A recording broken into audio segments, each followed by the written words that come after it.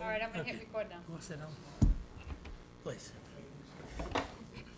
Ladies and gentlemen, we're going to call to order our hearing this evening. This is the 7 o'clock hearing at the Council on Aging facility on the H&W Apartments matter.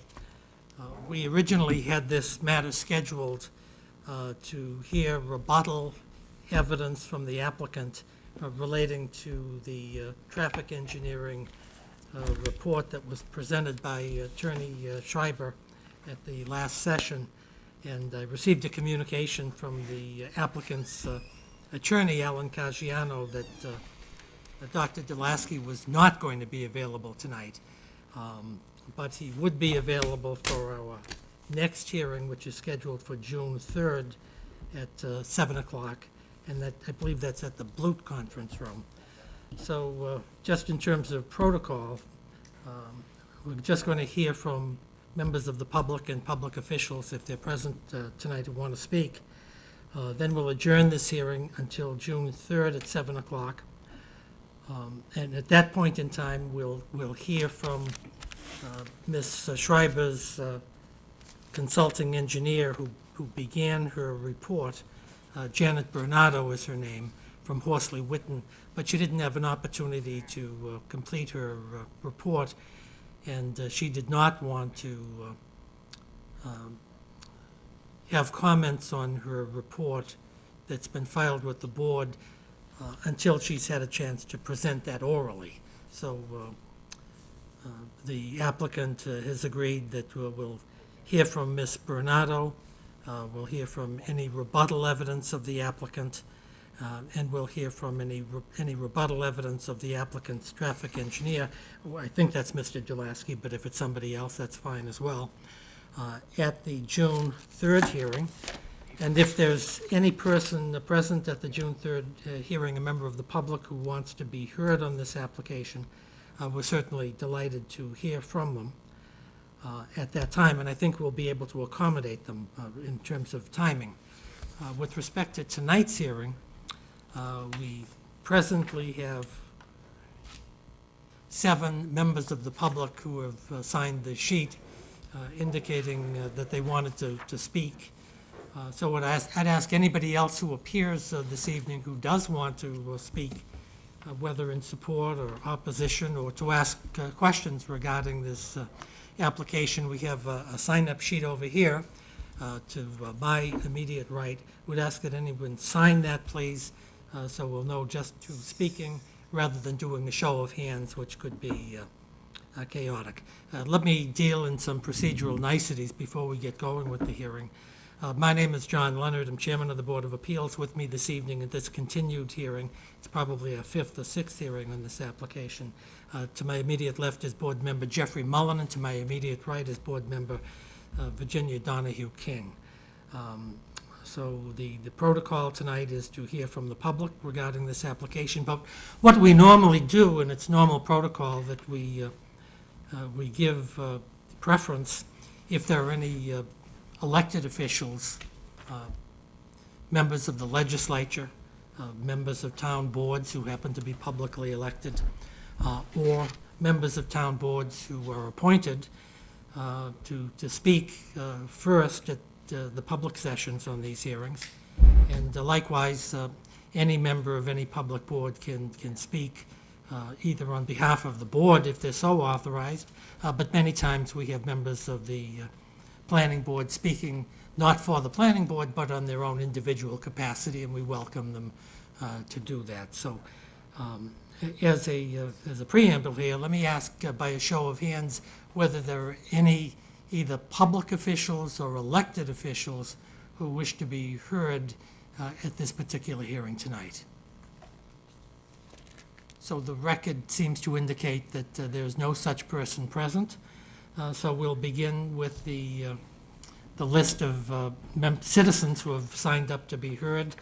I'd request that you try to keep your remarks around 5 minutes. You can certainly go longer because we'll have some extra time, but we just prefer that you keep it short and sweet, and try not to be repetitive because, as we've indicated before, I believe we have 40 or 50 letters that members of the citizens have submitted regarding this application, and we read every one of those and we consider them just as if they were oral testimony at a public hearing. So those members of the public who are present, who were perhaps not inclined to speak because these proceedings are being televised, or who just feel uncomfortable speaking at public hearings generally, certainly I'd encourage you to submit a letter setting forth your position, and the board will read those letters and consider them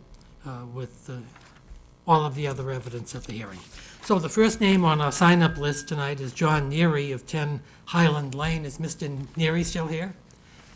Good. Why don't you grab a seat over there, Mr. Neary, and welcome to the Board of Appeals. We're delighted you came tonight, and we're delighted to hear from you.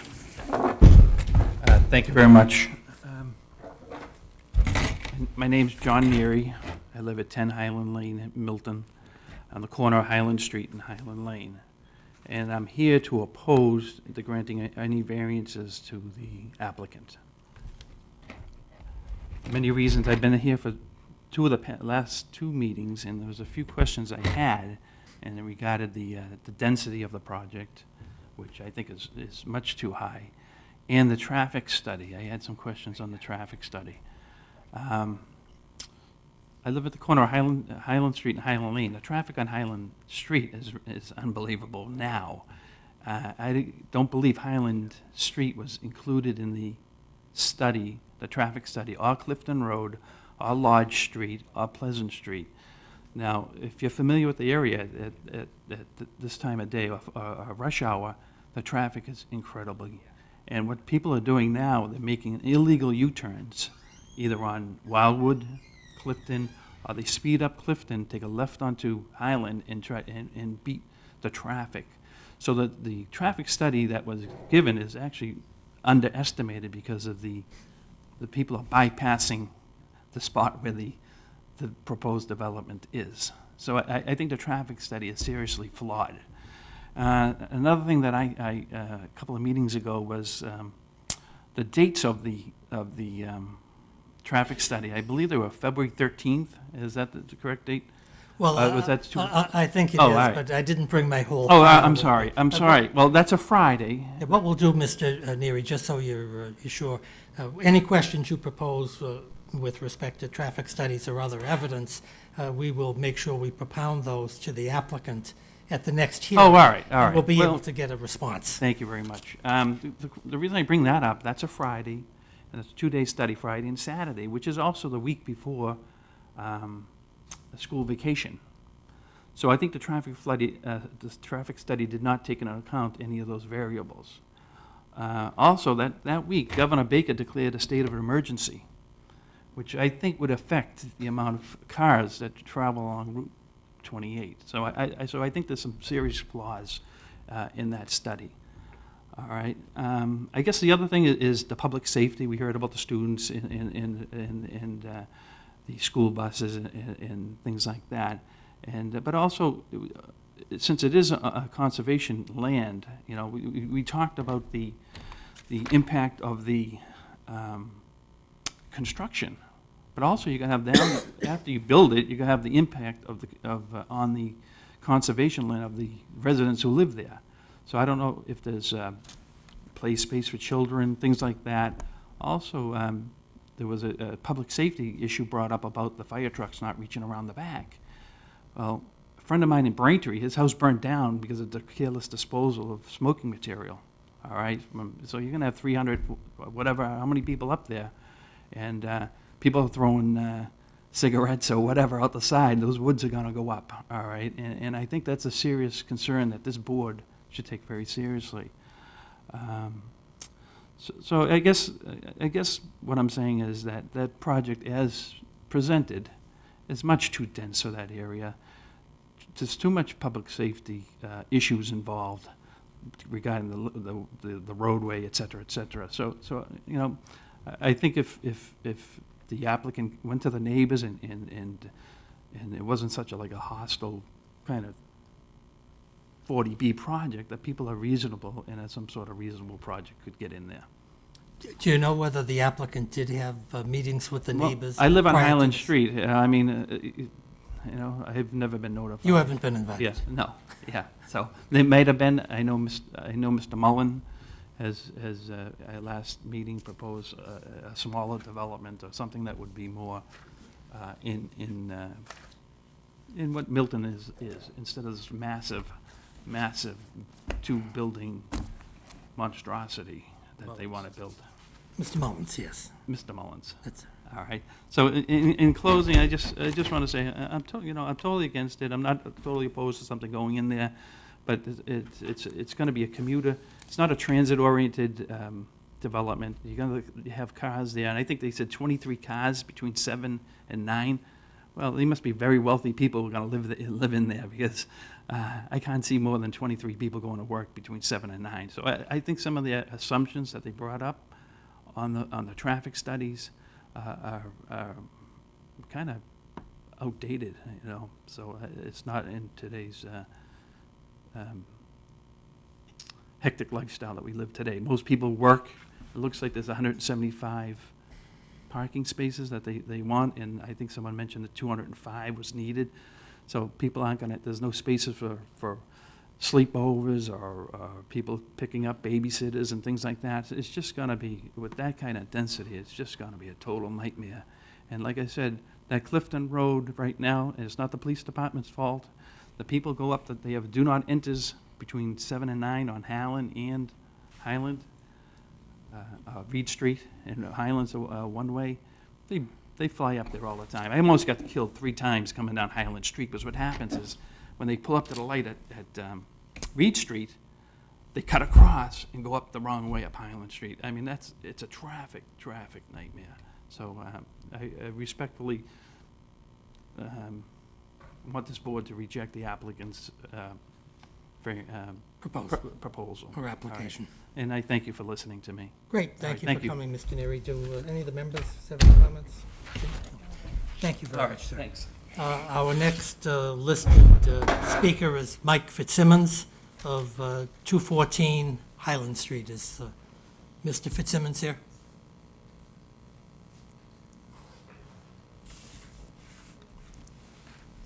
Thank you very much for having Good. me. Welcome back to the Board of Appeals, Mr. Thanks again. My name is Mike Fitzsimons. I live at 214 Highland Street, right across the street from my neighbor at the corner of Clifton. And as I've mentioned before, it's ground zero. When people do take that illegal turn down there and come down and take a right next to my street, basically I'm assaulted from both ends. But I'm not going to be repetitive, as we kind of talked about earlier. This has been brought up many times, and there's no way that you could miss out on the concern about traffic. But we brought up the term neighbors many times. Neighbors are individuals that live in our community and contribute to the community and want the betterment of the community, the safety of the community, and people that abide by the law in the community.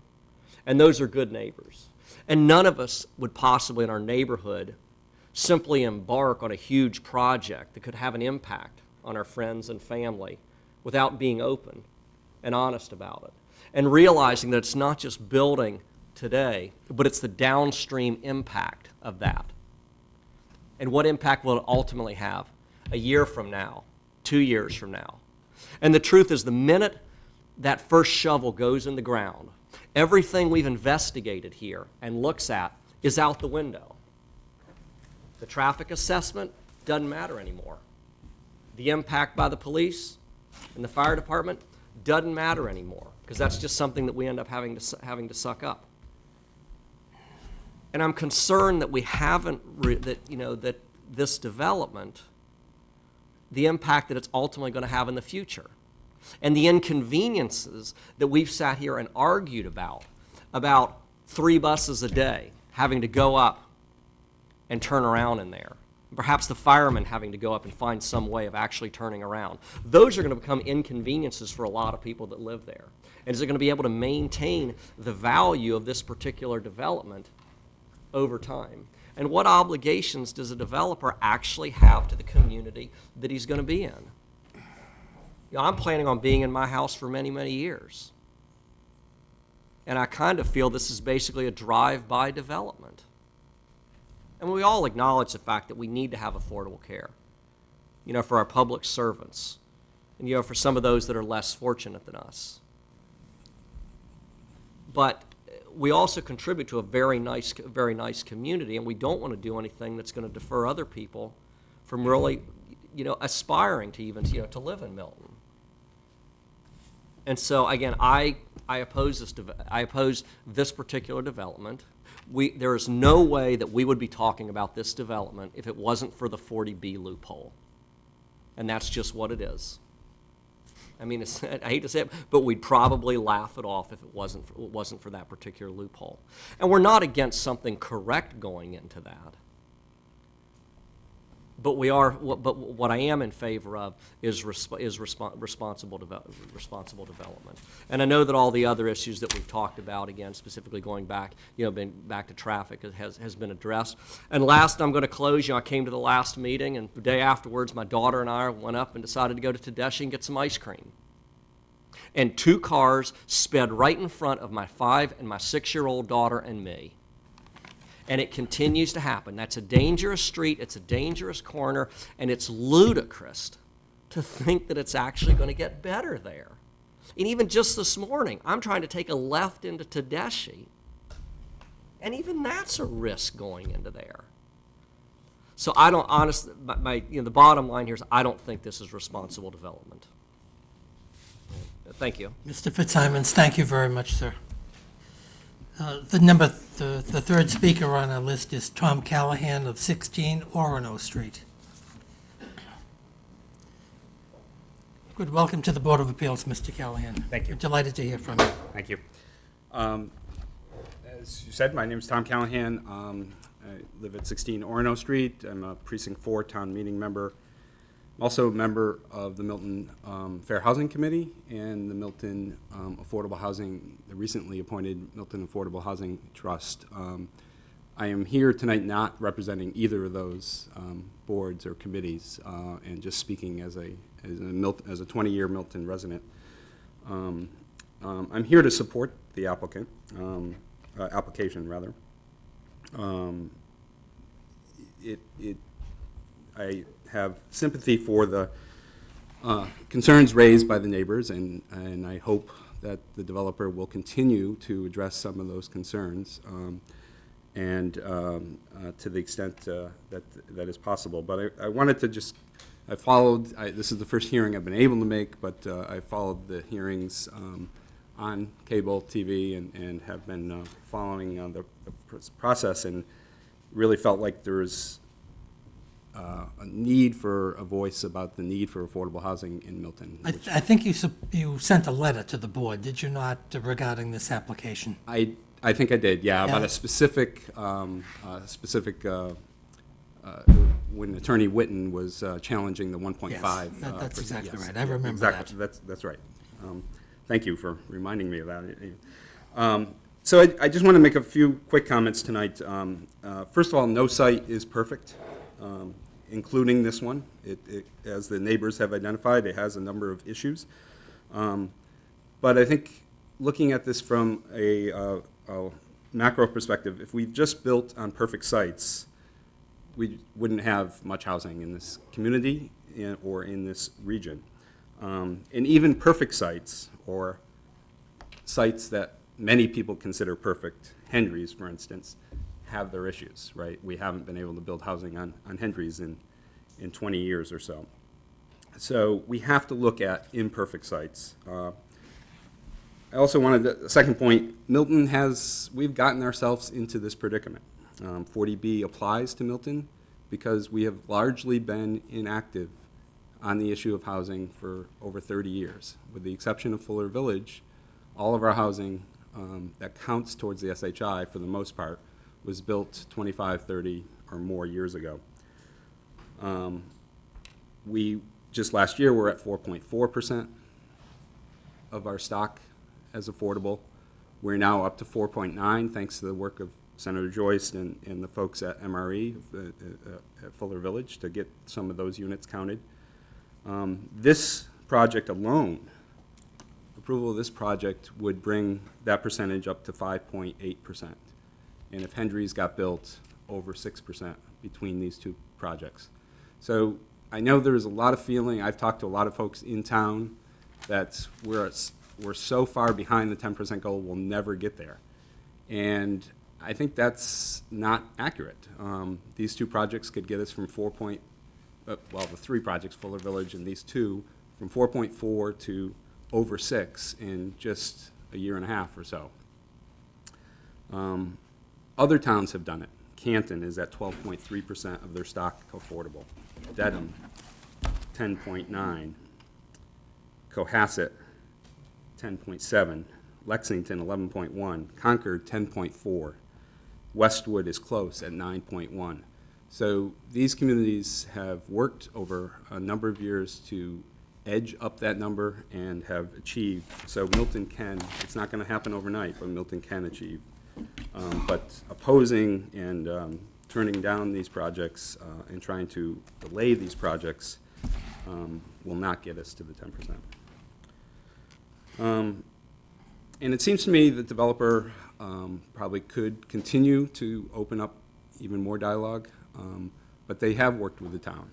This project was originally proposed with, I believe, 36 three-bedroom units, and now it's at 9 three-bedroom units, a direct response to comments that they received from residents and town officials. It offers 67 market rate units and 23 affordable. And affordable units will rent from between $1,100 and $1,600, a price range that is desperately needed in Milton. As a father of a new college graduate, I can't imagine her paying the rents in the greater Boston area. So these affordable units obviously serve a number of, for seniors, for young families, for young singles, will serve a price point that is desperately needed in Milton. So I thank you for listening. And Well, great. Congratulations on your daughter's education and your persistence. Thank you for coming tonight. Thank you. We appreciate that. The next speaker that has signed up is Ella Wells of 179 Highland Street. Mrs. Wells, welcome to the Board of Appeals.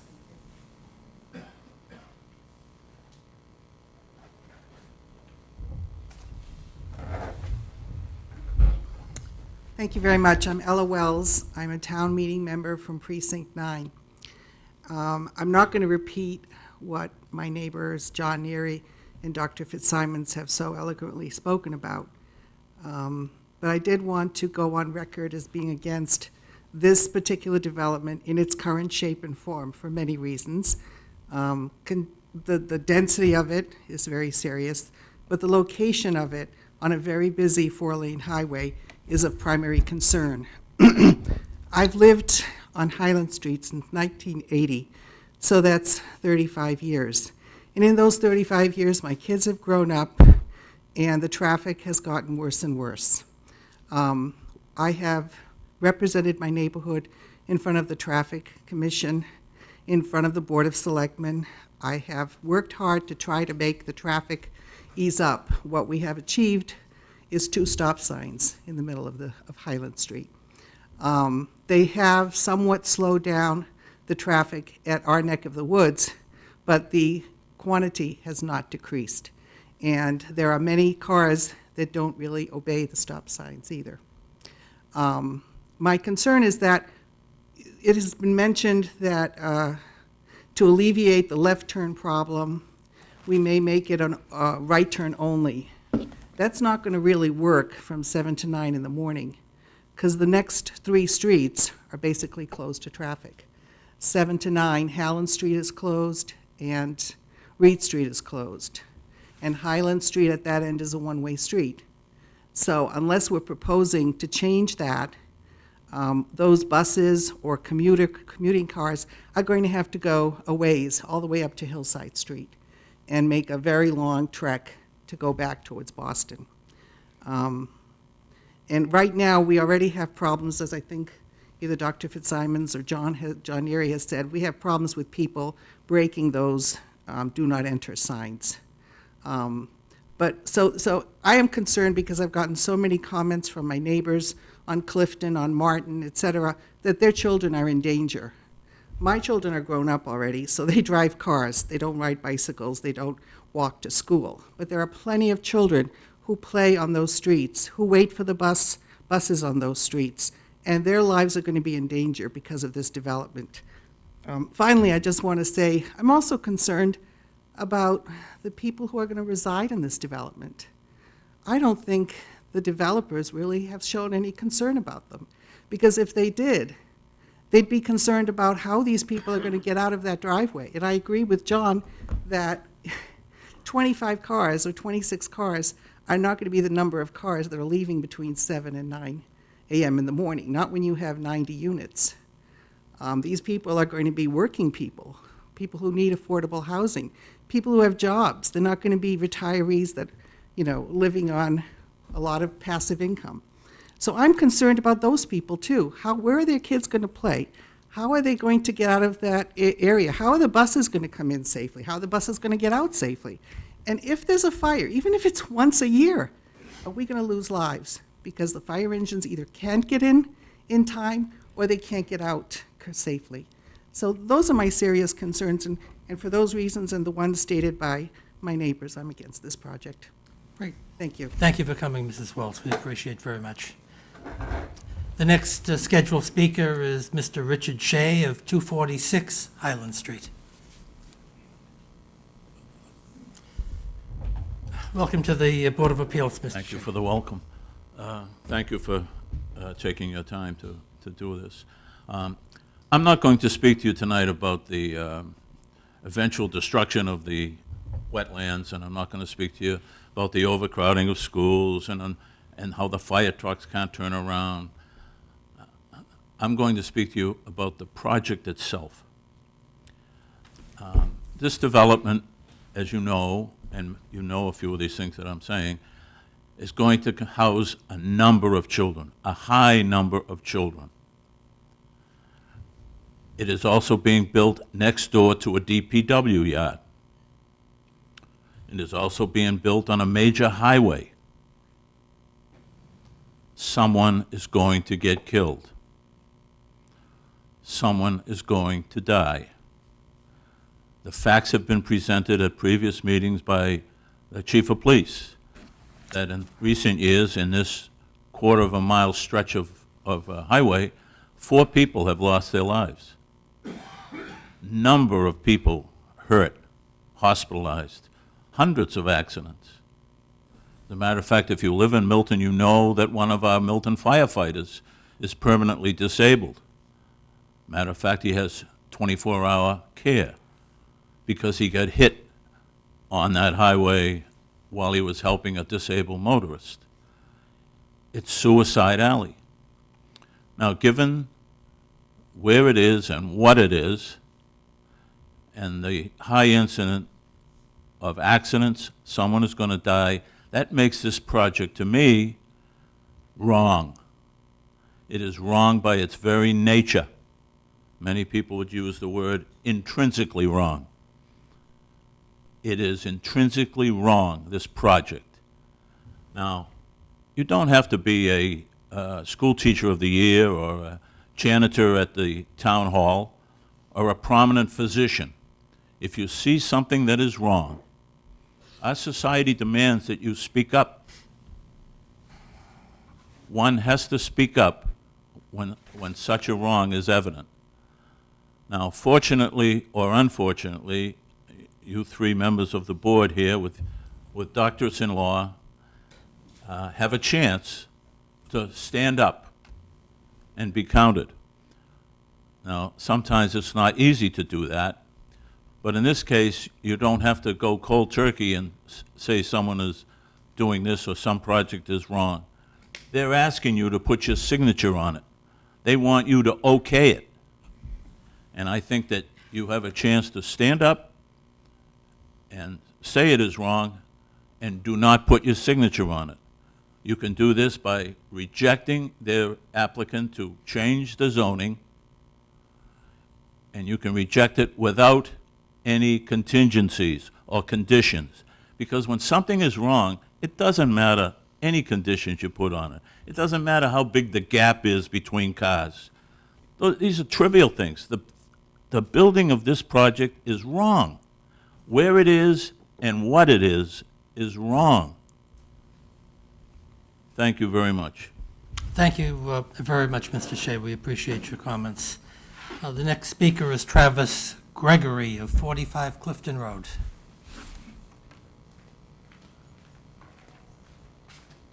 Good evening. Welcome to the Board of Appeals, Mr. Gregory. Thank you.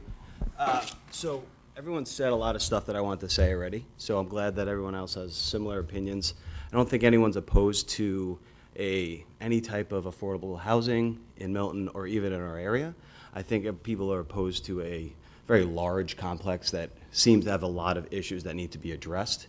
And from coming to a lot of these meetings, it seems like the applicant is consistently defending his approach without really measuring or taking those into account. It's always a defense against what other people are saying instead of wanting to collaborate on the issues that are happening. It seems to me as more of a defense.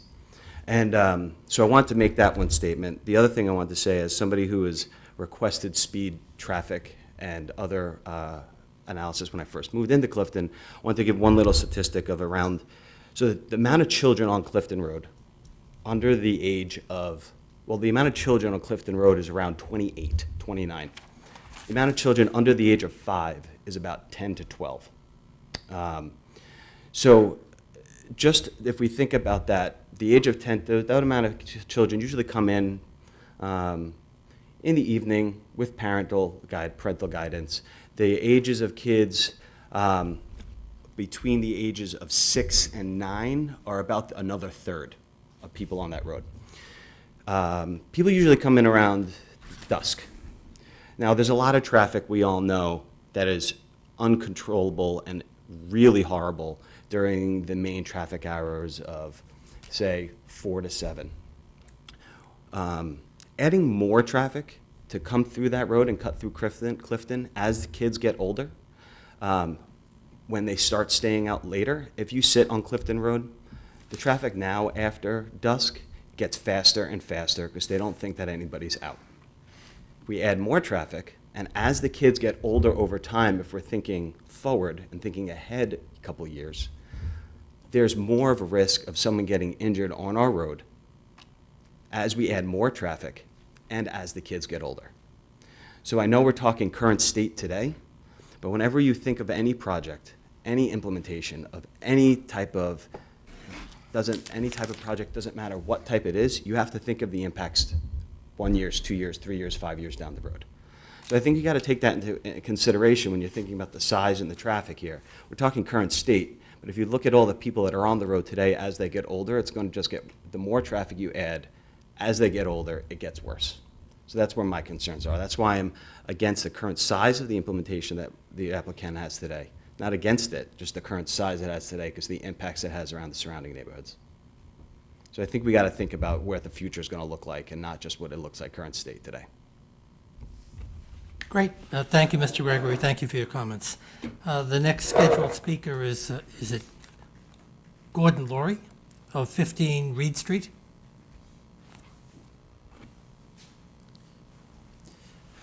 Mary, did anyone else sign up over there?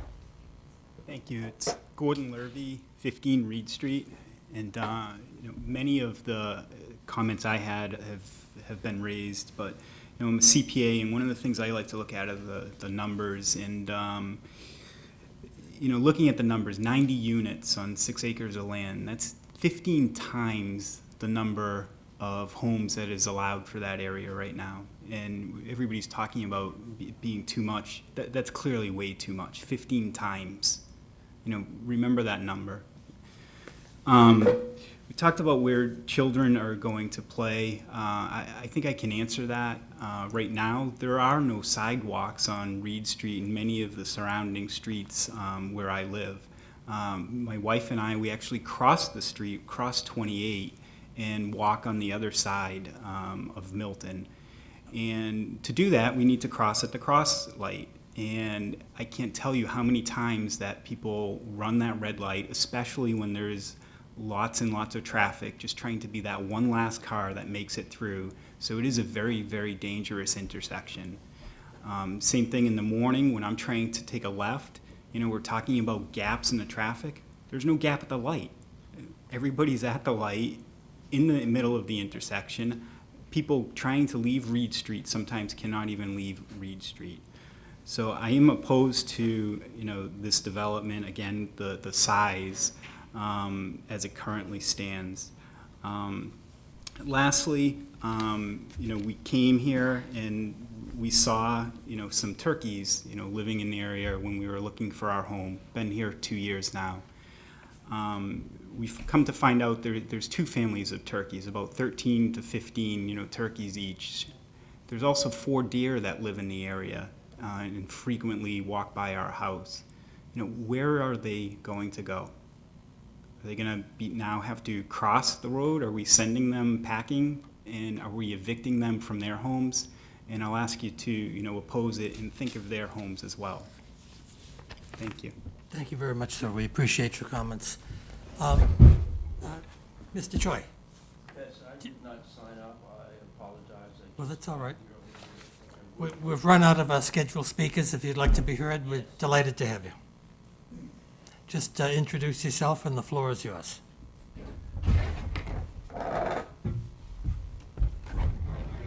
I'm Kerry Choi. I live at 23 Wildwood Road. I've had the privilege of living in Milton for over 30 years and raising my family here. It's a town that I cherish.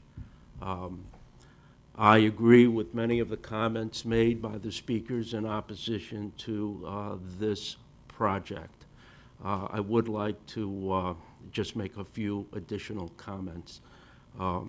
One is that I moved into this area because the area was zoned for single-family housing.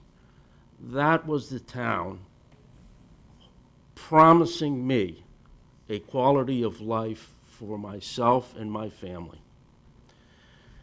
The town made that similar promise to everybody in the neighborhood and in this area. The town should be loath to break that promise, not only to the home buyers, but to their children who are being raised here. The other point that I want to make is that the only person who has spoken in favor this evening of the project mentioned that no parcel is perfect. The real issue is appropriate fit. No parcel is appropriate. It is true for everything. But a developer can try to squeeze into a small parcel a project that is so dense, creating such traffic hazards, that the project as a whole, intrinsically, as Dr. Shea said, must be stopped and must fall. I also am not against categorically all projects of this type or that can be affordable. But this project, by its size, by its density, is so egregiously a departure from the promises with respect to the type of neighborhood that this would be, and it raises so many dangers that this board should decline to issue any variance. Lastly, I want to say this on a personal note. I felt very strongly about this project since I heard about it and since I read, in my view, gross misrepresentations by the developer regarding the neighborhood. For example, originally the developer was lauding the fact that for all the residents of this new project, they would be walking distance to good food shopping, by which they meant Tedeschi's. You know, Tedeschi's is convenient for those of us who need to pick up a few things, but I think it is just a blatant misrepresentation to consider it like a neighborhood grocery store. But because of the 40B process, I admit that I became disheartened. I think I've spoken to people in my neighborhood, and we feel disenfranchised. We're told that it is out of our hands. There's very little that can be done. I want to take up what Dr. Shea said about the importance of having to stand up, even though we feel that maybe our voices do not count any much. I want to just express my trust and hope in you, the board, to please stand up for us, the citizens of the town and the neighborhood. Be our voice and stop this project because of its density and size and decline to grant a variance. Thank you. Great, thank you very much, Mr. Choi. Is there anybody else present who would like to be heard this evening? Yes, yes, ma'am.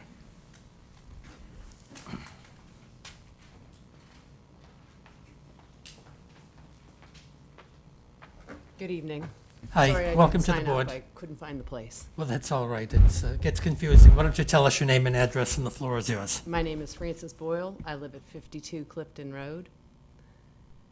I, too, moved to Milton 10 years ago. I was very careful in choosing the town.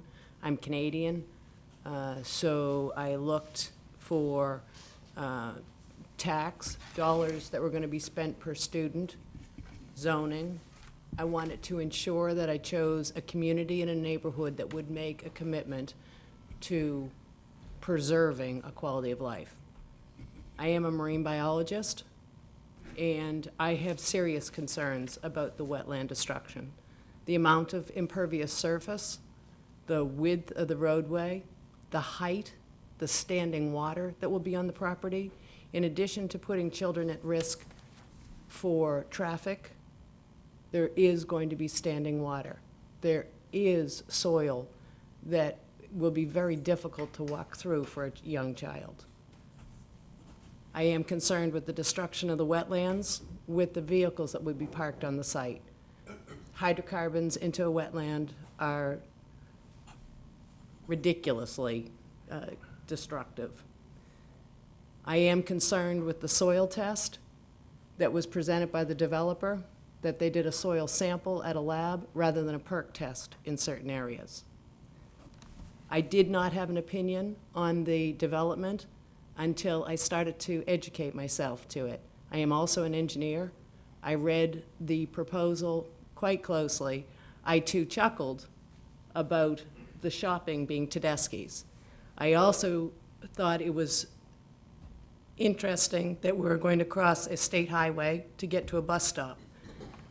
I also thought it was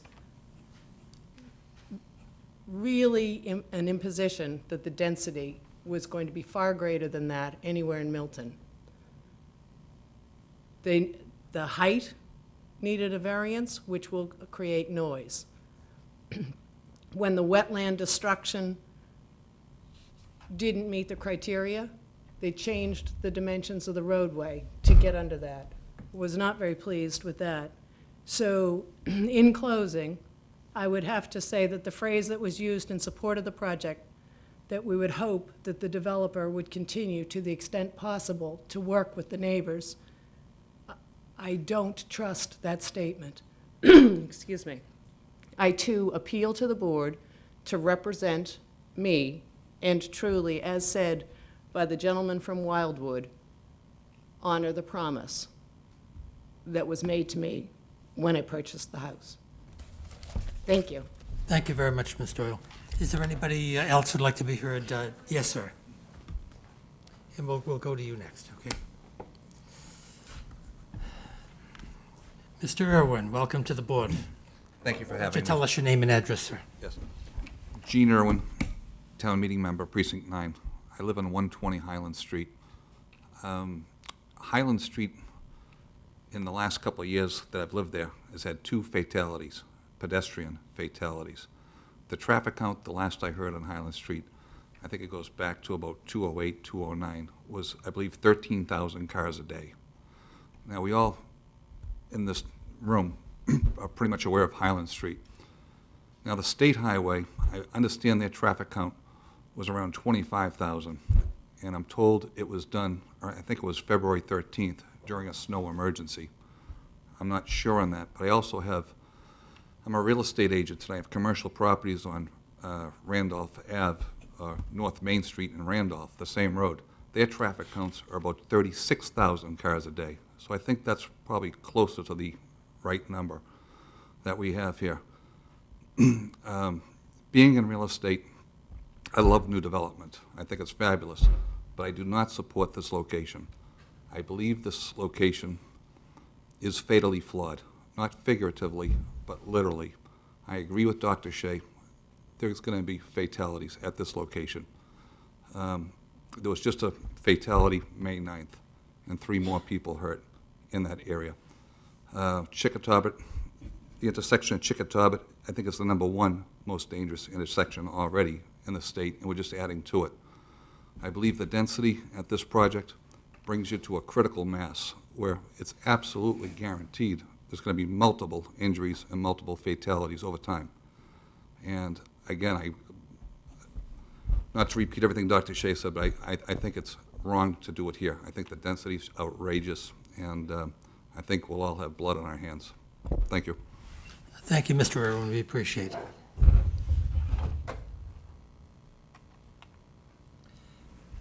Yes, ma'am. Why don't you come on up?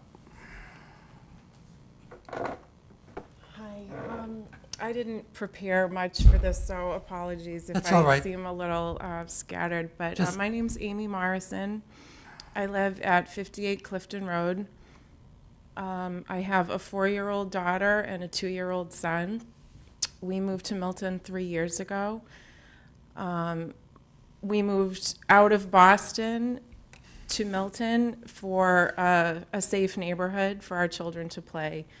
We are extremely concerned about this project and the traffic impact it will have. I walk the neighborhood daily with my children, and it's really difficult to cross the street, even with a crosswalk at Randolph Ave.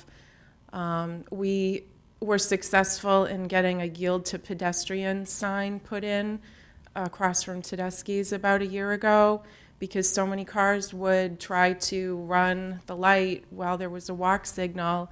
And I can't tell you how many times I've almost been hit with a double stroller in the middle of that intersection with people running that light. The yield to pedestrian sign has made no difference whatsoever. I just second what everyone else has said in opposition to this project. I think the traffic implications will be devastating to our neighborhood. As my neighbor Travis said, there are so many children on our street, very young children. We don't have fences. The children play in each other's yards all afternoon, and it's wonderful. And that's why we moved here, because it was safe and it felt like a real neighborhood. And this will destroy that. So I ask that you do anything you can to block this project. Great, thank you. Thank you, Ms. Morrison. Is there anybody else who'd like to be heard this evening? Yes, sir. Why don't you come on up and tell us your name and address, sir?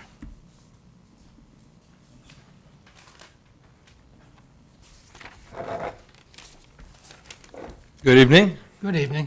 Jonathan Hall, 320 Highland Street, Milton. I rise to join my neighbors and say that we don't think this project is appropriate for the neighborhood. We do look to you to stick up for us and say no.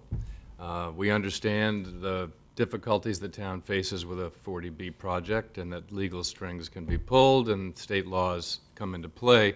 However, we need you to take that first step and look at the project and just say to yourselves with a sense of common sense, is this appropriate for the neighborhood. My wife and I love Milton. We moved here 12 years ago.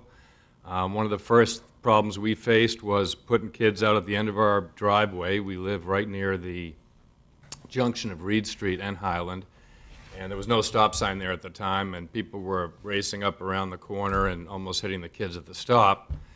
We argued successfully for a stop sign at that corner and a blind driveway sign, which was ultimately placed on the wrong side of the driveway and does no good, but mistakes happen, you know. So at least people slow down a little bit at the stop sign, but they still really blow right through it. And we have one child left in high school who is normally driven to school. He's a junior, so we don't have that issue anymore with the kids. But just doing our daily walks, going down to do the hike through the Blue Hills Trail there across Randolph Ave, it's taking your life in your hands now getting out. Without a light on the paper road Meg Lane, people are going to be turning right, and they're going to be turning up Reed Street through the do not enter sign as they do now. My wife sat out there one morning and counted when we were incurring the problems with the stop sign, and I think she counted over 100 cars in 2 hours during the do not enter from 7 to 9 a.m. Police do not do anything on that road. And I have a source within the department who told me it goes back to a Boston Globe investigation about ticketing, racially insensitive ticketing, and too many African Americans and people of color were being ticketed, and that the town's percentage of white residents was higher, and it was a big Globe spotlight story. Well, this officer told me, well, people are using the cut through. We were looking at these roads where you're not supposed to enter, and we were ticketing appropriately, and many of the people were cutting through to Blue Hill Avenue, and those are the people they were catching. Take that for what you will, but I don't see any police cars out there ever, and I don't think there's any plans to. You can check with the chief on it. So add all those people into that development and have them turning right and going up Reed Street. We got a much bigger problem. We got lots of little kids, people cutting down Clifton, trying to get out to Route 28 that way. It's going to be a real issue. I'm not a real estate developer. I live next door to one. My brother is one, and my brother-in-law is one. I don't know what happened to me. I went to television. But all of them talk to me about smart growth principles. And again, you're supposed to be building a community that has a sense of cohesiveness and that makes sense for the growth into the next century. My brother was working on the Southfields project, the South Weymouth Naval Air Station. Now, there's a real smart growth development where they were going to have a post office and a school and a grocery store, and it was all going to be walking distance. That's the idea. They don't mean Tedeschi's, and they don't mean walking down to the MBTA stop, I don't think. So again, please stick up for us, do the right thing, and we appreciate your time in holding this hearing very much. Great, thank you, Mr. Hall. We appreciate your taking the time to come here tonight. Is there anybody else present who wishes to be heard? Yes, ma'am. Why don't you come on up?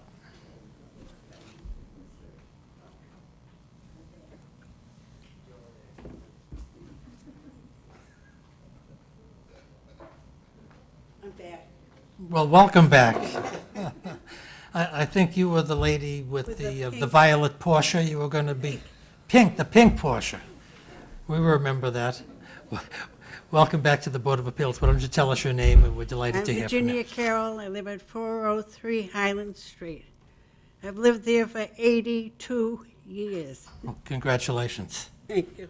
I was down at Wollaston one day, and I decided I'd walk home on Randolph Avenue, and somebody beeped and waved, and I waved back.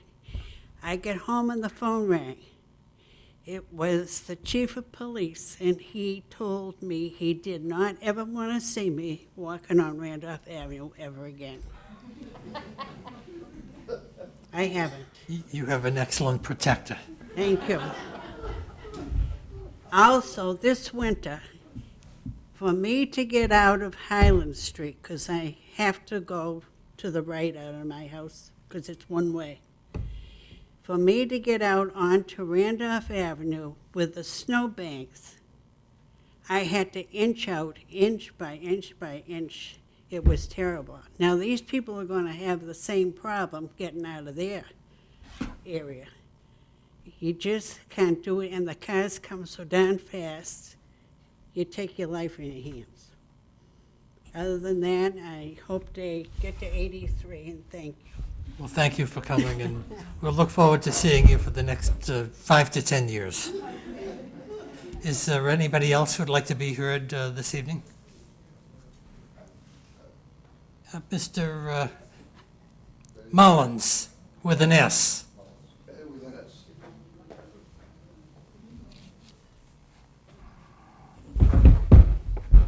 Joe Mullins at 300 Highland Street. I have a few questions, if I could, about the procedure and the process going forward. But before I start, I'd like to ask, I've since found out, since I was here last, that the fire department has not given a report, a written report, on the safety and the access to the site. And I noticed, since found out, that there was a written report on the Henry's ice cream site. And I would ask you if you could ask the chief to file a written report with an analysis of the access for firefighting purposes on the property. I think it's appropriate, since he's already done it, and I think it's appropriate. He has testified before us. Oh, he testified, but he didn't do it in writing. Yes, that's true, he didn't. On the Henry site, he gave which is on three existing streets, he gave a report that he had serious concerns about fighting fires on Henry's building, and I've expressed concerns about access to the buildings here, and I think he should have it in writing. Can you ask him to do that? Well, we can, and I'll confer with the other board members as to whether that's appropriate. How would one go about doing it if, you could ask him? He may be watching tonight, and he may listen hope to he your is. comments and think that I hope he is. perhaps he should do it. I think it's appropriate, because this is a more difficult site, frankly, than Henry's site, I think. Another question I have, I know you expressed the other night concern about having to close the hearing or make a decision by June 19th. Is that still your feeling? Well, we don't have to make a decision by June 19th. We have to close the evidence and then on or before June 19th. And then we have a period of 40 days within which to make a decision. And it's my understanding that under the regulations, once the board votes a decision, that the decision has to be prepared and filed with the town clerk within 14 days after the board makes its decision. So the 19th date deals with the closure of evidence at the hearing. So as I understand it, it was 180 days extended by the 19 days of delay. That's true, sir, Right, yes. so the 199 days takes you to June 19th. That's correct. Okay, so that means that that's when you end the public hearing. Then you have a period of time to debate and decide amongst yourselves? Well, it wouldn't be amongst ourselves. I'll talk with my board members, but I presume that under the open meeting law, we have to assemble in an open session, in a public session, Right. discuss the evidence, discuss possible conditions to the project, discuss what the neighbors have said, and come to a consensus as to how this matter should be determined. I was just trying to understand the process. Well, that's my understanding of the process. I have to tell you, Mr. Mullins, that's just from reading the regulations. This is my first 40B project here, but my colleague, Mr. Mullen, M-U-L-L-A-N, is very familiar with the regulations, and will certainly consult with him to make sure that we Now, follow the have- rules scrupulously. There are, my concern and other concerns expressed have been that there are still some, there's still some information yet to be determined. Like, for instance, I requested, I think the other night, a hydrological study. I think I sent you an email, and you said that the Conservation Commission perhaps should hire that consultant. Well, I thank haven't you. heard anything about that. And that might not be in, the results might not be in by June 19th. That's my concern. So would you, or could you, or have you just thought about asking the applicant to extend the deadline? Well, it's to the best of my knowledge, Mr. Mullen, the various parties to this action, and I believe Mr. Lombardi and his counsel, I believe it's Susanna Schreiber. I may have misstated her first name, but Johanna. Joe, thank you very much. Johanna Schreiber. Schneider has his. Rackman, sorry. Well, I'm doing my best, Mr. Mullen. That's all I can do. That they have indicated that they thought there should be more time for additional testing or whatever. To the best of my knowledge, based upon the most recent correspondence that we've received from the applicant's counsel, and I have that letter here, dated May 20th, 2015. I believe that the applicant's position is that they have been completely cooperative in the hearing process, that they've provided all of the evidence that they have at their disposal, and they do not presently consent to a continuance, even a short continuance, after the 19th. Maybe the applicant's position will change. I know Mr. Lombardi had asked them to grant a short continuance. Maybe you joined in that. I just don't remember particularly. No, I haven't, but I was interested in. So the applicant's position presently, as expressed to the board, is that they want to stay within the regulatory framework here. And as you probably know, under the regulations, if the board made a finding that the applicant had not been diligent in presenting information or being cooperative with the board could attempt to continue it beyond that. The difficulty with that issue is, number one, we have enough issues in this case, complex issues to decide. Number two, the board hasn't heard any critical evidence that still remains outstanding, to the best of my knowledge. If the board continues this hearing over the objections of the applicant will take the position, if the board doesn't approve the application as presented, they'll take the position at the Housing Appeals Committee that the entire project has been constructively approved as a result of the board's failure to take action. So the board has to weigh rather carefully the importance and the significance of future information and whether it's actually critical to the decision-making process here. And secondly, what is the risk of the entire project being approved as presented in the application, because the board has not stopped the adjudicatory hearings on June 19th. And that's a troubling factor from my personal, just speaking for myself personally. Right. I'm always concerned about the constructive approval of any project before the Board of Appeals, and that includes simple variance applications. If the board doesn't hear a variance application within strict time limits, then it gets approved, and all of a sudden neighbors, people who may have legitimate objections to the variance and the possible adverse effects on neighboring properties and on the community at large, they're all visited as a result of the Board of Appeals not taking timely action on an application.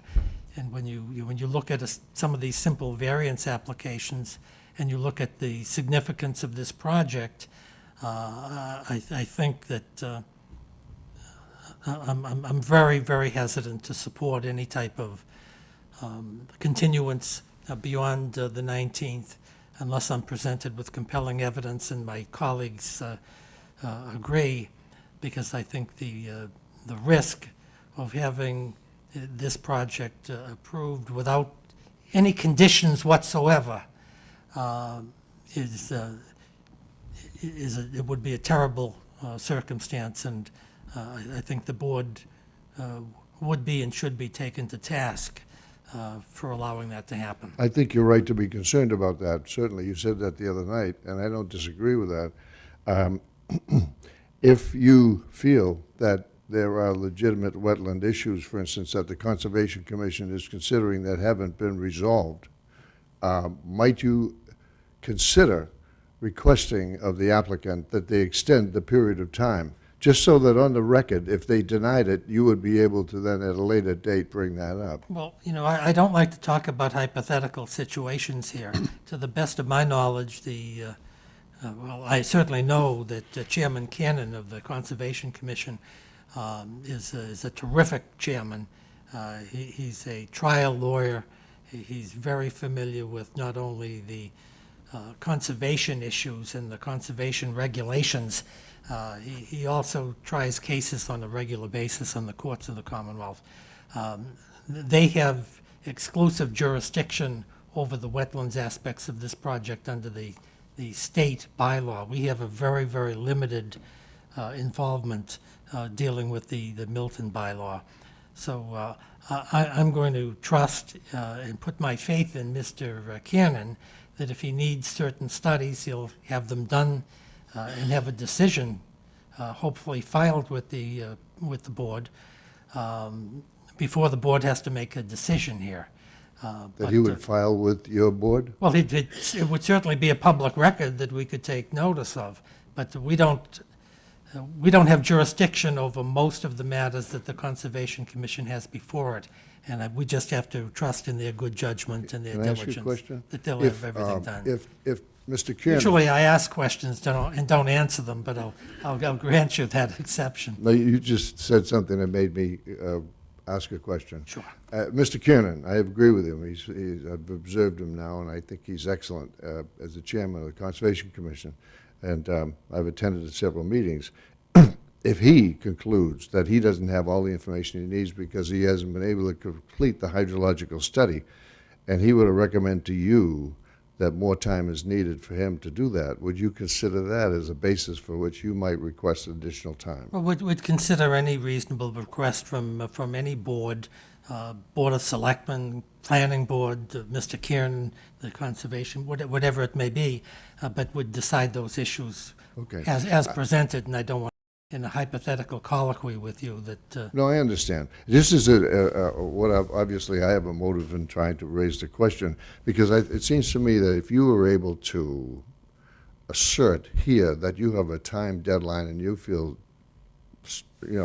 compelled to make a decision even so you don't have all the information, you could, in fact, color the record by saying if we had more time, perhaps we could make a decision, but we haven't been able to get an extension approved by the applicant. Yeah, I don't want to be engaged in semantics, and I really don't want to get down this road, but the Board of Appeals, and I don't want to play games and pick on your words, but the Board of Appeals has no intention of coloring the record on anything here. What we intend to do is we intend to decide this case based upon the evidence presented to us using our best judgment. And I'm not an expert on environmental law, but if the Concom does not have its report ready by the 19th, we're going to end the evidence here, whether that means we can take judicial notice of what they do. But in any event, the applicant is going to be required to fulfill the order of conditions of the Conservation Commission here, separate and independent of whatever judgments we make. And so, therefore, I'm not sure that I'll ask my colleagues if necessary, but I don't think it presently is. I don't know that it's indispensable that we have the Conservation Commission report in hand by the time we vote on this. I guess it would be helpful. It certainly would be interesting. But we're not going to be deciding this case based upon principles it's set forth in the Conservation Commission rules and the state wetlands regulations and act, which is within their exclusive jurisdiction. There are two jurisdictions, I understand that. They are affecting each other, but I'm not looking to engage in a debate other than to say that I know, and I don't think it's a secret, that the decision that's made by you is probably going to be appealed to the Housing Appeals Committee, and I'm just trying to... I think our decision, I would tend to think our decision, no matter what we decide, is going to be appealed somewhere. and whether it's to the Housing Appeals Committee or elsewhere, I leave to others. Okay, well, thank you very much. Good, thanks, Mr. Mullins. Good to talk to you again. Thank you for coming. Is there anybody else present this evening? Ms. O'Donnell, do you want to be heard? And then we'll go to the young lady in the back. No, that's... Oh, no, I think she's... No, come on. Thank you, Mr. Leonard. I just wanted to, first of all, apologize for being late. But secondly, to just point out that the town has several issues, not in order of importance, that have come out as a result of this, the hearing process. And I mention these matters for the benefit of the developer's attorney so that they know that these are issues that could be addressed by the time we have the next hearing. Firstly would be the access to the site. It is the strong contention of the town that the access is too narrow. It seems to have been designed to avoid going to a MEPA filing, and the idea that the sole means of egress and access out and in and out of the building, out of these buildings, would be limited because of a desire to avoid another permitting level doesn't seem to be justified. So we would be looking, as many of the peer reviewers have mentioned, that a boulevard design with a left turn access would be preferable and safer. I will be discussing the issues with the school bus company as soon as I can get a contact information for the school bus to find out what their requirements would be for entrance and for bus stops and pickup and delivery of children back and forth from that site. Secondly, we understand that, as Mr. Mullins has mentioned, that a hydrological study has been suggested. We believe that the wetlands crossing, the culvert, is going to be an issue. At the present design, it's only 10 feet wide, and we have some concern about the fact that the flow of water through that culvert will result in flooding downstream. We don't have enough information on that, but that's a hydrological study has been something that's been discussed. Perhaps that's something that's going to be covered by the Conservation Commission. We would strongly encourage the board to include a condition that would not allow any encroachments into the 25-foot buffer zone. There's a waiver that has been requested. Actually, that's the only waiver that has been requested from this board of the conservation bylaw. And we would... I think that's the only thing within our jurisdiction. That's probably why. Well, they could have submitted a whole list of things, but that's the only one that they've asked for. Yes, that's true. The applicant has proposed putting stormwater under the buildings, which is highly unusual. I'm not even sure you can finance buildings with the stormwater underneath the parking and the rest of the building. So we would encourage some consideration about, or some demonstration from the applicant that that's a design that's actually going to be sustainable. We have a concern about the access for repair and for maintenance of that stormwater system if it's underneath the parking and underneath, 3 levels of apartments. And then we, given this last winter, of course, everybody's concerned about snow storage. And we're not quite sure where they're going to plan on putting that. Maybe they think that it won't ever snow again, but, I'm not quite sure whether that's the case. The snow storage at this point we think is very inadequate, and not really sure where they're planning on putting that. In addition to the access, the width of the roadway, we have made this comment before, and the applicant's engineer said, well, he would just make the sidewalks narrower. Well, we know that in the application, as many people have pointed out, they did talk about this as being a smart growth design and walking and all that sort of stuff. But even their own traffic engineer said that would be unlikely. But it seems a sidewalk that's only 4 feet wide and only one sidewalk is really not adequate. So we would want to see 2 sidewalks, and we want them to be 5 feet wide so they can be plowed. We understand that the applicant was going to be doing a gap study. As people have mentioned, other people today have mentioned the fact that the traffic study was done in February under a snow emergency. We don't think that the information that has been provided on the traffic study has been adequate. And so we understood that the applicant was going to be providing that gap study, but nobody has seen that yet. Right, I anticipate that may be at the June Yeah, 3rd yeah, hearing. right, and certainly as hope I it said, is. I'm just providing this as sort of a little checklist to the applicant so that they know what we would expect to see at the next, before the close of the hearing. And then, just as, as a final point, the density on this site, I've done affordable housing, all kinds of places in Massachusetts for years, and worked on lots of 40B projects. There's lots of discussion about the fact that it's 6.6 acres, but in fact, there's 3.3 that are usable. The rest of them are soaking wet. So in my estimation, that would get 90 units on 3.5 acres at the most, is something like 27 units an acre, which is a lot higher than density that normally would apply for these kinds of projects. So I just wanted to point that out for the board.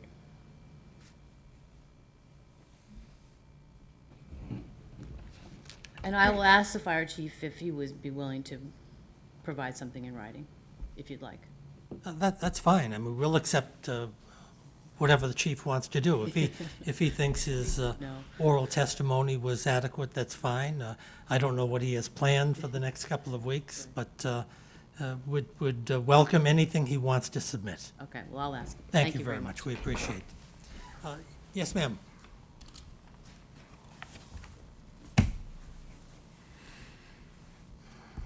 Hello. My name is Pat Boyd. I'm a lifelong resident. I'm sorry, Pat Boyd, B-O-Y-D? B-O-Y-D. And where do you live, Miss Boyd? 22 Wildwood Road. One thing that people haven't mentioned, and I've noticed living in my house over the years, it's like going through a time capsule. I've watched trees come and go. I've watched neighbors come and go. I've watched fences come and go. And the one thing that I'm thinking about, see, right now, on Wildwood Road, we've gone through a couple of years' worth of zoning for the new hospice that's being built. And so, I lived through the construction, the noisy summers, the lights that are on all night, because they look right into my room, my bedroom window, during the construction. And one thing that I have to say, I've been kind of blessed because my daughter works for Seasons Hospice, so we've had a strong voice in how it looks and how it impacts on the neighborhood.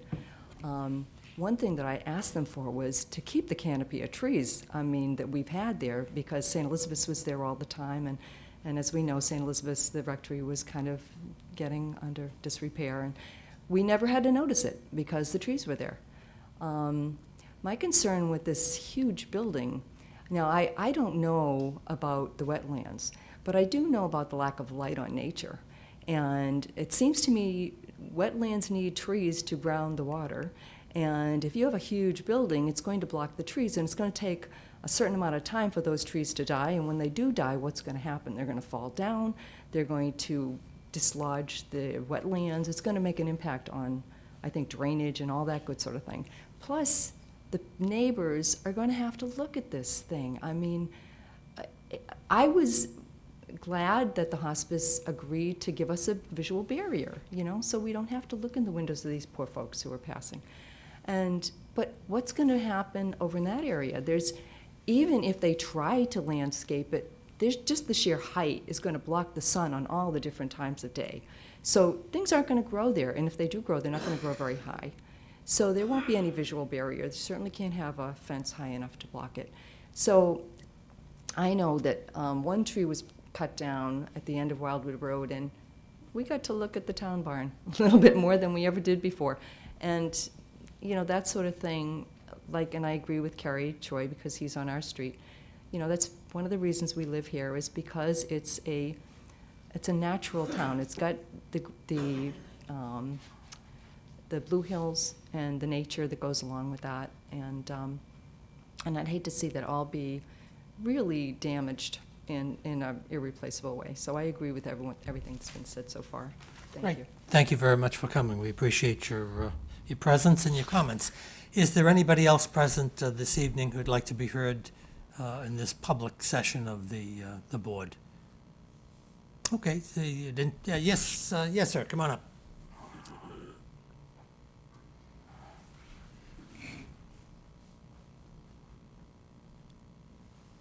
My name's Richard Keenan. I moved here in 1960. Where do you live, Mr. Keenan? Helen Ave, You have a number for us? 43. Good. Welcome to the Board of Appeals. Nice to meet you all. Hi there. A few observations. It's my understanding in the early to mid-60s, somebody tried to develop this property that would turn down, and it would occur to me that there's a record of that and the reason for the being turned down, and it may set a precedent that you guys can rely on. Another thing, too, about the measuring for the subject of the curb cut, and a measure that the limit to how many curb cuts can be, or the distance between curb cuts for the roadway. Wildwood Road at one time came out to Randolph Ave, and I don't think it'd be a stretch to find a map that shows it, where Wildwood Road had a curb cut on Randolph Ave, pretty close to where the gate that enters the town lot is now. And so when you're measuring from, what is it, Meg Street, you don't have to measure all the way up to Reedsdale. The next street, the distance is where Wildwood Road met Randolph Ave, which is now the driveway to the town yard. That was a public roadway once. Well, I think you've attracted Mr. Mullen's attention to your comments, so I'm sure he'll take a look at it. He's an expert Yeah, well, with nice to meet you all. respect to transportation and curb cut permits. You know, I think one thing about this town is it has a unique history. And if I recall, back in the 60s, somebody wanted to develop that property. I remember his name. He lived on Clifton Road. He had kids my age. I don't think they're kids anymore. But the point is... We're not kids anymore either, sir. There's history here. And if you know where to look for it, you can find perhaps a precedent to hang your hat on when you tell them no. Great. Thanks for your presence and your thoughts, Mr. Cannon. Is there anybody else who wants to be heard this evening? Okay, so the record shows that there's no further person who wants to be heard at this public session. As I said before, at the June 3rd session, after we finish the evidence at that particular hearing, if there's any member of the public who wants to, who couldn't be present tonight and who wants to appear and speak, we'll certainly give them that opportunity. And as previously said, if there's any member of the public who is unavailable tonight and on the 3rd, just send us a letter, send us an email, a communication, and we're delighted to receive that. Let me ask my colleagues, do we have any other business before this meeting? Mr. Mullen, are you content? Content right now, yes. Okay. Mrs. King? Okay, so what we're going to do is we're going to adjourn this meeting to June 3rd, I believe at 7 o'clock, if that's correct, and that's going to be at the Blute Conference Room in Milton Town Hall to hear the rest of the Mr. Lombardi's expert on the engineering issues and to hear rebuttal evidence on the traffic engineering issues, and Mr. Casciano has the opportunity to address any other issues that he heard about tonight. So thank you for coming, and we're adjourned.